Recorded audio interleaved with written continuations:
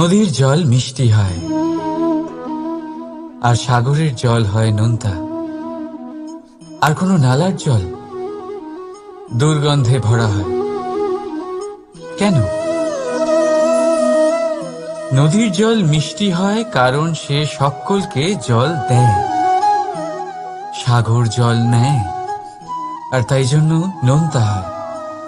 আর নালা সে বওয়া বন্ধ করে দেয় আর সেই কারণেই তা দুর্গন্ধময় হয়ে ওঠে, সে কাজের অযোগ্য হয়ে ওঠে। আমাদের জীবনেও অনেকটা এমনটাই হয়ে থাকে।